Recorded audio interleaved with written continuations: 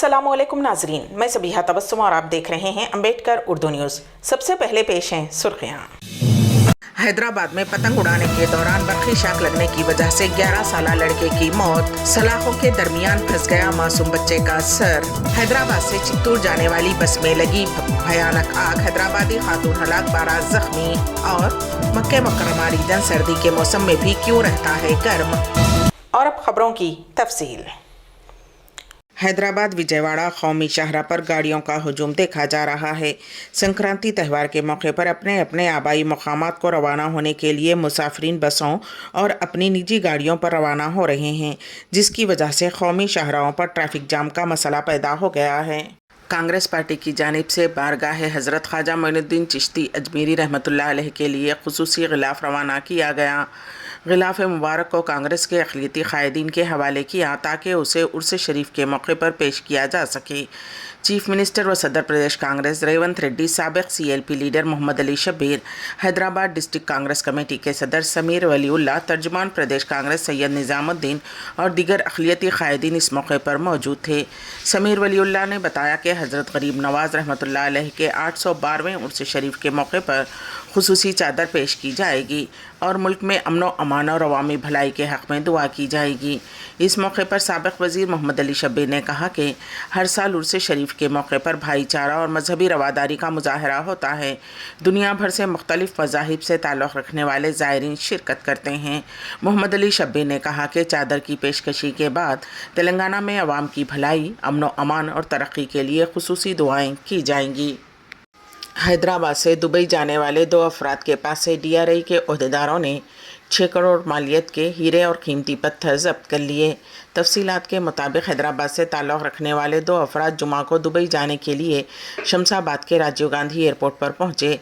ताहम उनका रवैया और नक़्ल हरकत देखकर DRI हुक्काम ने उन्हें हिरासत में ले लिया और उनकी अच्छी तरह तलाशी ली गई। उनके बैग की तलाशी में 6 करोड़ रुपये मालियत के हीरे और कीमती पत्थर बरामद हुए, जो उन्होंने खुसूसी तौर पर चॉकलेट के कवर में पैक किए थे। नीज़ उनके पास से 9.83 लाख रुपये की गैर मुल्की करेंसी नोट और 1 लाख रुपये नकदी बरामद हुई। DRI हुक्काम ने बताया कि 2 मुसाफिरों को मुनासिब सबूत न दिखाने पर हिरासत में लिया गया और उनसे पूछताछ जारी है। कुल हिंद मजलिस इत्तेहादुल मुस्लिमीन के सदर व रुकन पार्लियामेंट बैरिस्टर असदुद्दीन ओवैसी ने जलसे से खिताब करते हुए कहा कि मुसलमानों की माशी हालत की वजह से उनके बच्चों की तालीम में कमी है, क्योंकि कई वालिदैन ऐसे हैं कि वो अपने बच्चों को बेहतरीन तालीम देना चाहते हैं, लेकिन वो अपनी माशी परेशानियों की वजह से दे नहीं पाते।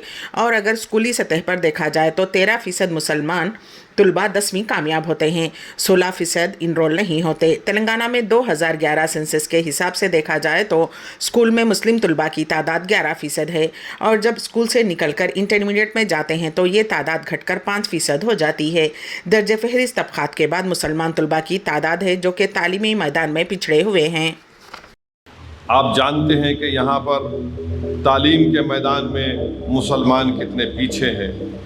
आपको जानकर तकलीफ़ भी होगी कि पिछली हुकूमत ने एक सुदीर कमेटी बनाई थी मुसलमानों के लिए।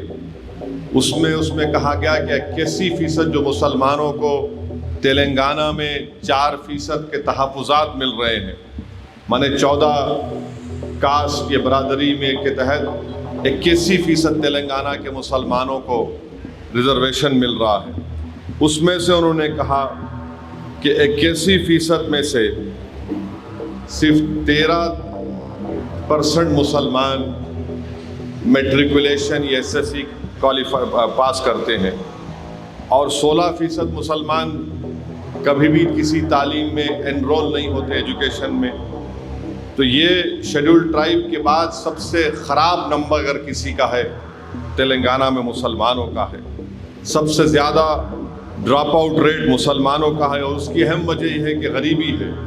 माँ बाप के पास उतनी इस्तिताअत नहीं है, माशी इस्तिताअत नहीं है कि अपनी औलाद को पढ़ा लिखाए। और फिर आप देखते हैं कि तेलंगाना में 2011 के सेंसस के मुताबिक 13% मुसलमानों की आबादी है।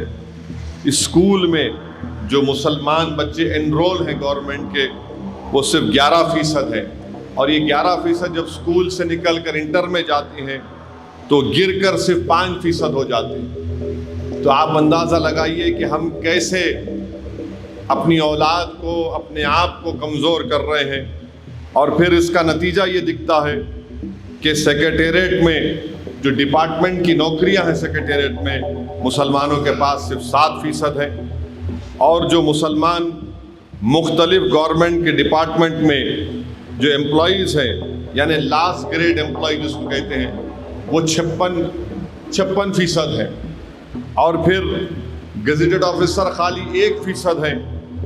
اب ماباقی جو ہے 42% نان گزیٹڈ آفیسر ہیں۔ اسی لیے آپ دیکھتے ہیں کہ گورنمنٹ کی ملازمتوں میں سے مسلمان 4% ہے۔ اس لیے بہت ضروری ہے کہ اگر ہم سماجی انصاف چاہتے ہیں، اگر ہم ناانصافی کا خاتمہ چاہتے ہیں، تو میں ان طالب علم سے، ان طلباء اور طالبات سے اپیل کروں گا کہ آپ مسلمانوں کا مستقبل ہیں۔ اگر آپ آج محنت کر کے قابل بنیں گے تو انشاءاللہ تعالی نہ صرف ظہیر آباد، نہ صرف تلنگانہ، نہ صرف ہمارا وطن، بلکہ مسلمانوں کا مستقبل روشن رہے گا۔ تو اس لیے بہت ضروری ہے کہ آپ تعلیم کو حاصل کریں۔